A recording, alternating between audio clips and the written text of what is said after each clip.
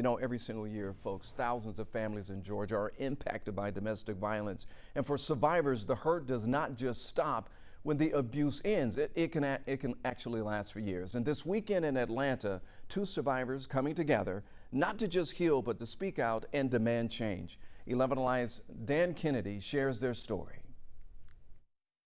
I was brutally beaten with a hammer and left for dead. And I had to basically beg for my life. Yolanda Jennings and Yolanda Carter share more than just a name. I had to have 13 reconstructive surgeries. I lost my left eye. Survivors of domestic assault living in different states, they normally lean on each other from afar. But this weekend, they're together in Atlanta and pushing for change at the Crime Survivors Speak conference. It was 2 years that felt like 10 years out of my life. After surviving her own abuse, Jennings lost her baby sister and her cousin in separate domestic murders. I know personally that people die. In Georgia last year, 159 people died in domestic incidents.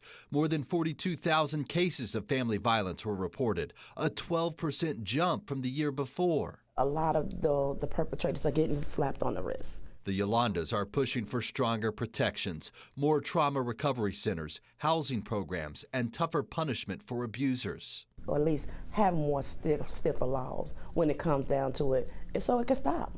We need it to stop. Together, the two Yolandas are proof that survival can also mean strength.